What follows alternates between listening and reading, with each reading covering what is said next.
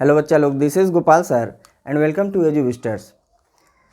जैसा कि आप लोग इसके पहले क्लास में सेल के बारे में पूरा पढ़ चुके हैं। हमने सेल का लगभग एक प्लेलिस्ट बनाया, आप उसमें जाके सब कुछ देख सकते हैं। इसके बाद आपको मिल जाएगा एक cell cycle and cell division, जिसमें दूसरा प्लेलिस्ट है। तो आपको दोनों प्लेलिस्ट में हमने सब कुछ दे दिया है। कुछ बचे हुए जो पार्ट हैं जैसे आर्गेनेल के, वो हम पढ़ा दे रहे हैं। वो आपको हम सेल वाले में मिल जाएगा। आप उस प्लेलिस्ट को खोलेंगे तो आपको पूरा वीडियो प्राप्त हो जाएगा। ये बीएससी फर्स्ट ईयर वाले बच्चे ज़रा ध्यान देंगे कि उनके जो भी टॉपिक रहेंगे हम उनको कवर कराते चल रहे हैं, प्लस वो देख के पढ़ें और पढ़ने के साथ साथ बुक से थोड़ा हेल्प लेके नोट्स बनाएं। ज़्यादा इजी नोट्स या श्योर सीरीज ये सब के चक्कर में पढ़ेंगे तो परेशान हो जाएंगे, क्योंकि उसमें अधूरा मैटर दिया है, ये भी हम बता दे रहे हैं। चलिए बात करते हैं यहाँ पे न्यूक्लियस जो एग्जाम के पर्पज़ से बहुत इंपॉर्टेंट टॉपिक हो जाया करता है। इस न्यूक्लियस का हिंदी अर्थ होता है केंद्रक, और केंद्रक बहुत बड़ा रोल निभाता है सेल के लगभग प्रोसेस में, क्योंकि मेटाबॉलिक जो भी एक्टिविटी होती है वहाँ पे बहुत बड़ा रोल होता है केंद्रक का। प्लस ये जेनेटिक मटेरियल को कंटेन किया रहता है। यही केंद्रक या न्यूक्लियस जिसको बोला जाता है, ये ध्यान दीजिएगा कि प्रोकैरियोटिक में नहीं पाया जाता। बोला जाता है कि प्रोकैरियोटिक, कैरियन शब्द ही न्यूक्लियस है, कैरियन का मतलब ही न्यूक्लियस होता है, और वहाँ पे बोला गया है प्रोकैरियोटिक। तो प्रोकैरियोटिक में न्यूक्लियस नहीं होता है। यूकैरियोटिक में न्यूक्लियस होता है, सॉरी, यूकैरियोटिक में न्यूक्लियस होता है। इसका मतलब यह हुआ, यू मतलब होता है ट्रू और कैरियन मतलब होता है न्यूक्लियस, सत्य प्रकार का केंद्रक। तब आप कहोगे कि यूकैरियोटिक आपने कह दिया, प्रोकैरियोटिक। प्रो मतलब प्रिमिटिव, मतलब स्टार्टिंग अवस्था। केंद्रक तो नहीं होगा, लेकिन केंद्रक में पाई जाने वाली चीजें, जैसे ये अंदर केंद्रक में हैं, तो ये चीजें प्रोकैरियोट्स में देखा जाता है, जबकि यूकैरियोट में नहीं होता है। इसलिए न्यूक्लियस का जब भी आप डेफिनेशन पढ़ेंगे तो वो लिखा रहता है eukaryotic double membranous cell organelle. ठीक है, eukaryotic double membranous cell organelle इसको कहा जाता है, और लार्जेस्ट सेल ऑर्गेनेल होता है। ये क्या करता है, जेनेटिक मटेरियल या हेरिडिटरी मटेरियल को कंटेन किया रहता है। आपके सिलेबस में न्यूक्लियस के बारे में जो पढ़ना है वो बता दे है क्या चीज, स्ट्रक्चर पढ़ना है, इसका फंक्शन पढ़ना है, यही है भाई। इसका डेफिनेशन पढ़ लेंगे, स्ट्रक्चर और फंक्शन। तो जरा हम बात करते हैं न्यूक्लियस की।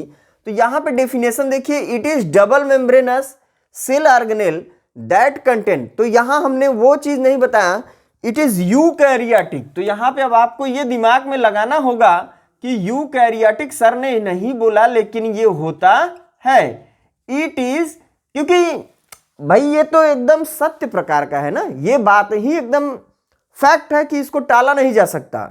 प्रोकैरियोट में केंद्रक होता ही नहीं, तो यहां लिखे ना लिखे वो अपनी जगह, लेकिन आपको एग्जाम में लिख के ही चलना है, क्योंकि ये आपको दिखाना पड़ेगा कि it is eukaryotic double membranous cell organelle.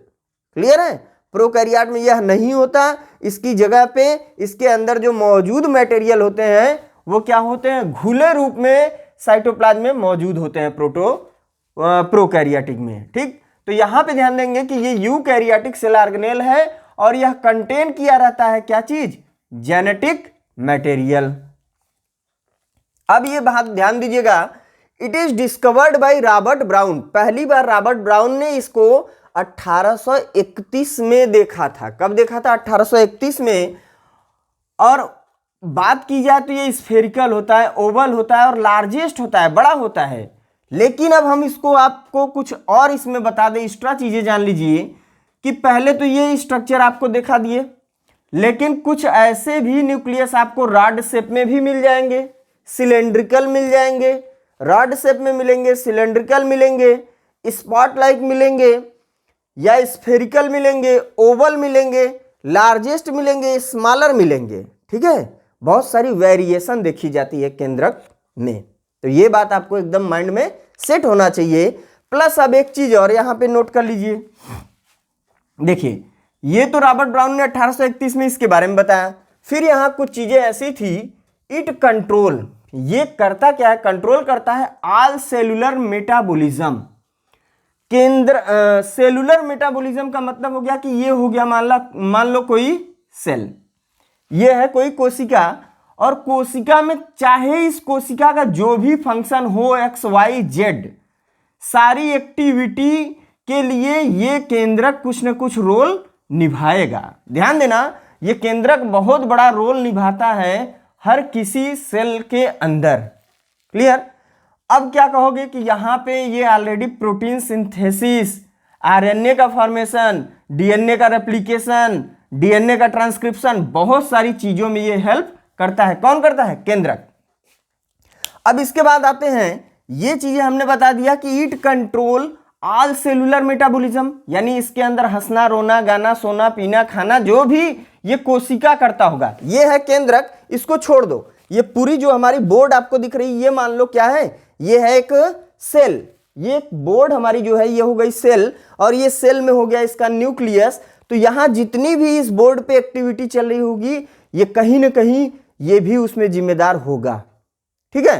क्योंकि बहुत सारे रोल को ये भी निभाता है। कौन? ये केंद्रक। इसलिए यहां पे बोला जाता है कि ये मेटाबॉलिज्म एक्टिविटी को बहुत सारे क्या करता है? कंट्रोल करता है। इस केंद्रक का, आई मीन इस बोर्ड पे अगर कोई चीज हो रहा है तो ये रोल निभाएगा। फिलहाल के लिए इस बोर्ड को हमने सेल माना। जब अब देखते हैं आगे क्या है। And contains genetic information of cell, यानी इस सेल की बात हो रही है।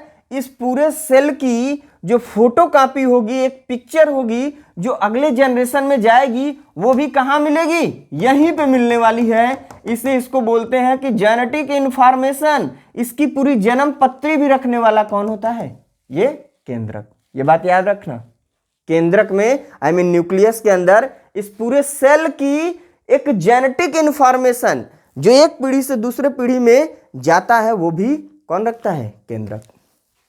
क्लियर? तो अब आ जाते हैं इस केंद्रक की जो स्ट्रक्चर है। स्ट्रक्चर, संरचना या बनावट, ये भी जान सकते हैं। अब स्ट्रक्चर में आपको बता दे बेटा, ये एक स्फेरिकल शेप हमने दिया किसके अंदर? जो हमारी कोशिका है, कोशिका के अंदर। अब इसकी जो दीवार है, ये दीवार डबल मेम्ब्रेनस है। कैसी है? डबल मेम्ब्रेनस है। एक हो गया ये वाला बेटा पहला, और ये हो गया दूसरा। इसके बीच में आप लोगों को एक स्पेस दिख रहा होगा। ये इसके बीच में ऐसा स्पेस दिख रहा है। ये जो स्पेस दिख रहा है बेटा, अगर उसके बाहर की तरफ को बोले, पहले को बोले तो आउटर मेम्ब्रेन हो जाएगा ऐसे। जो अंदर की तरफ है ये वाला, इसको बोलेंगे तो इनर मेम्ब्रेन हो जाएगा। वो आउटर मेम्ब्रेन हो गया तो ये इनर मेम्ब्रेन हो गया। अब आप कहोगे सर ये तो आपने बता दिया, तो ये स्पेस को आपने क्यों नहीं बताया? हाँ बेटा, ये बता रहे हैं, इसको बोला जाएगा पेरी न्यूक्लियर स्पेस। यहां पे हम लिखना चाहेंगे इस स्पेस को, अगर हम नाम दें तो ये हो गया पेरी न्यूक्लियर स्पेस। क्लियर है?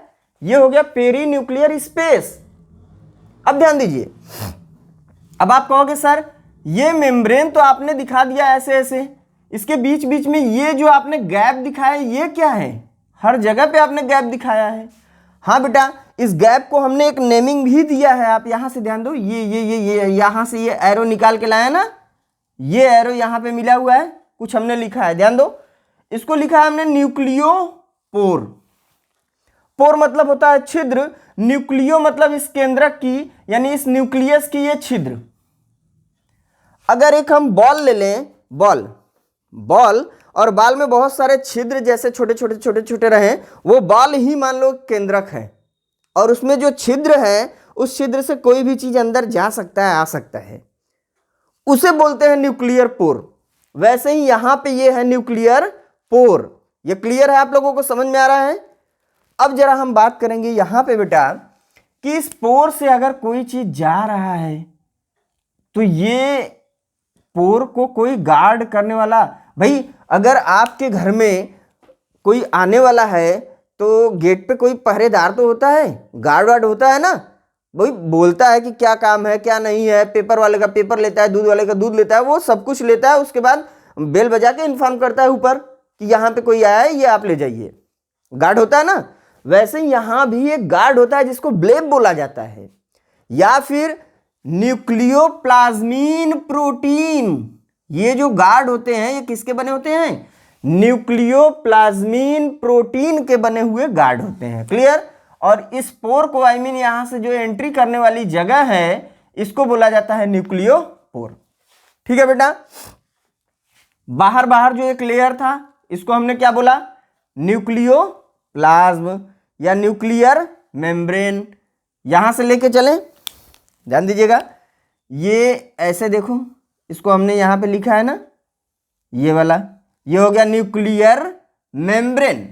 एक चीज ध्यान देना, इसी न्यूक्लियर मेम्ब्रेन को क्या बोलते हैं, इन्वेलप बोला जाता है, न्यूक्लियर इन्वेलप। और ये क्या करता है, it is outer membrane of nucleus, it is outer covering of nucleus, यानी केंद्रक की आउटर कवरिंग होती है जो अच्छे से क्या करता है, अंदर के मटेरियल को, मटेरियल क्या होगा, न्यूक्लियोप्लाज्म को अच्छे से कवर करके रखता है। ठीक, अब इसी न्यूक्लियोप्लाज्म से, इस न्यूक्लियर मेम्ब्रेन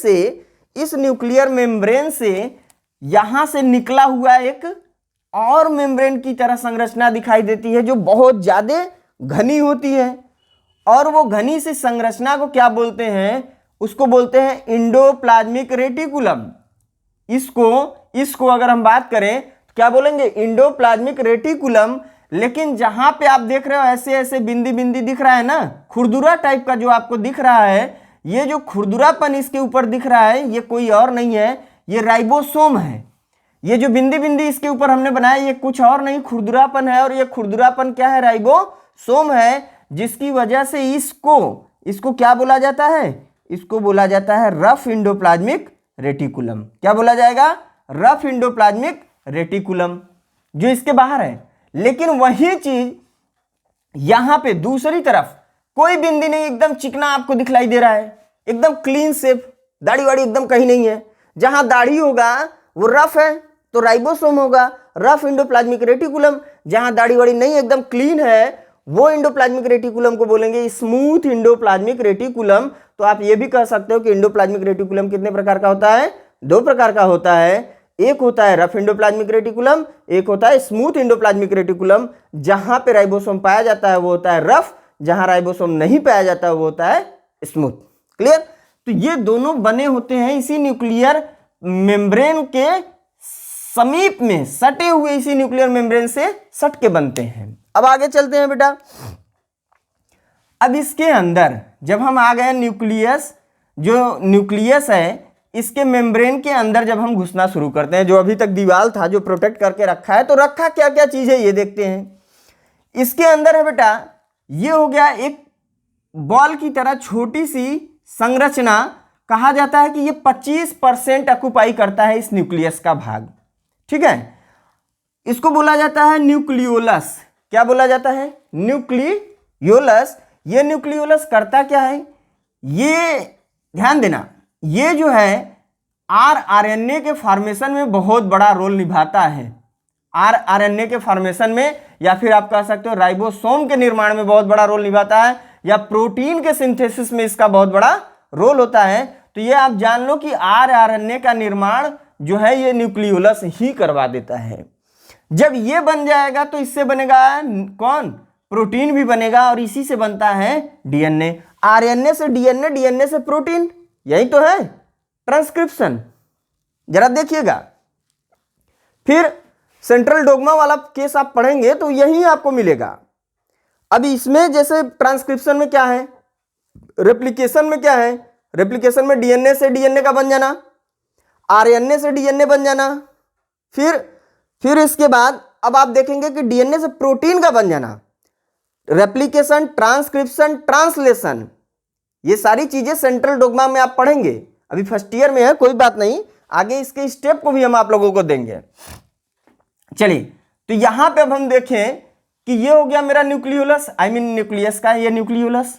न्यूक्लियोलस क्या कर रहा है, आरएनए का फॉर्मेशन कर रहा है, राइबोसोम का फॉर्मेशन कर रहा है, प्रोटीन का फॉर्मेशन कर रहा है, जिससे डीएनए का निर्माण हो रहा है। ये डीएनए है कहां, यही डीएनए जो ऐसे धागे नुमा संरचना।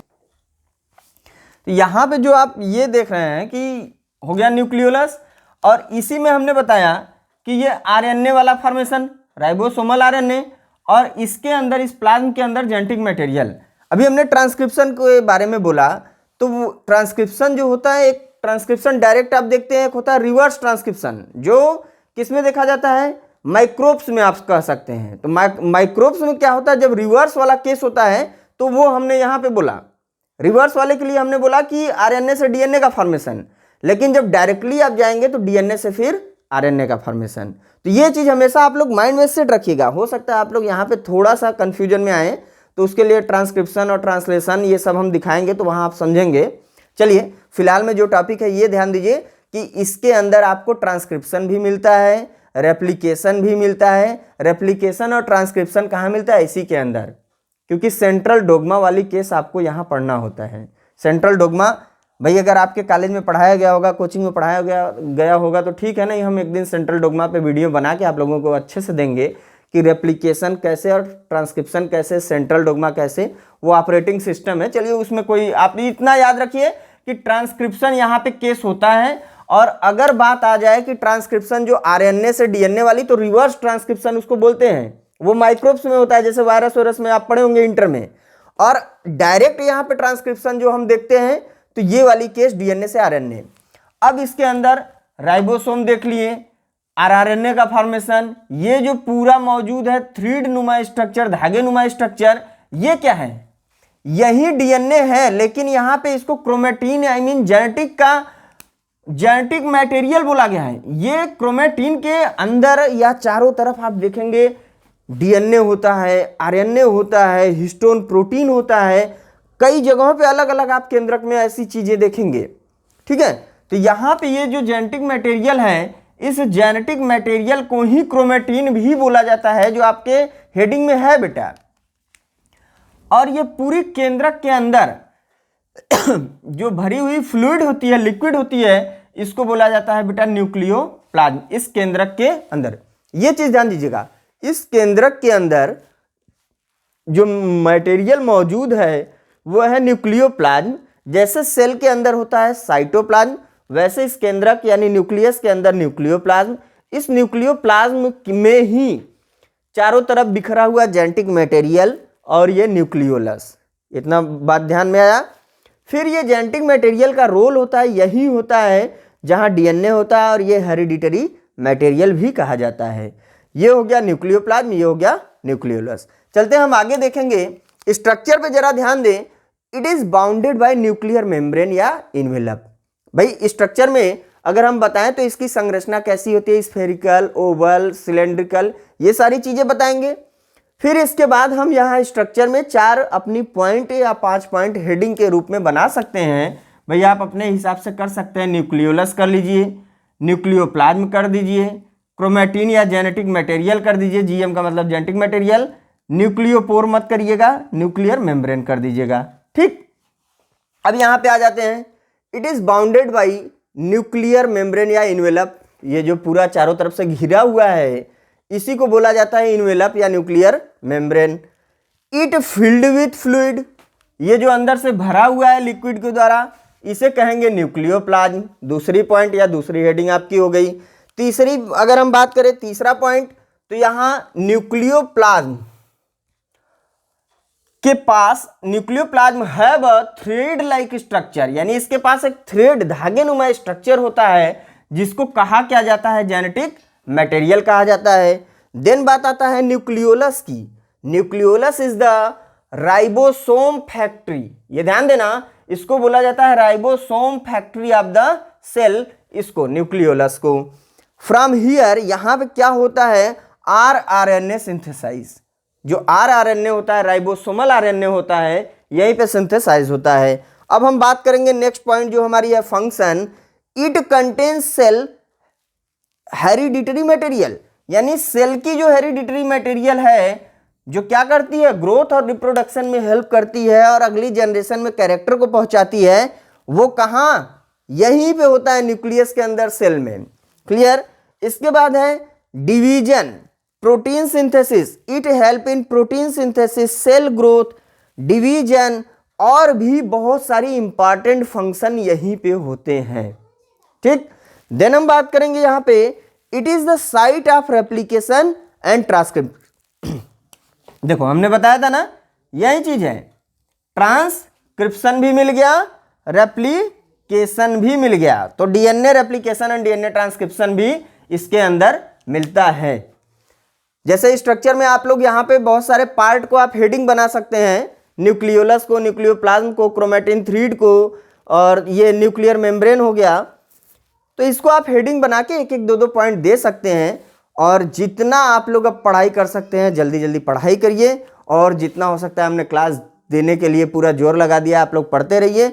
जितने लोगों को शेयर कर सकते हैं शेयर भी करिए, जिससे हम डेली आपको वीडियो प्रोवाइड करें। वीडियो कैसा लगा कमेंट बॉक्स में ज़रूर बताएं, और बाकी क्लासेस के जो भी आपको नोट्स या फिर वीडियो चाहिए वो डिस्क्रिप्शन में रहता है, वहाँ पे प्लेलिस्ट आप देखिए, आराम से उससे पढ़िए। Thank you for watching my video.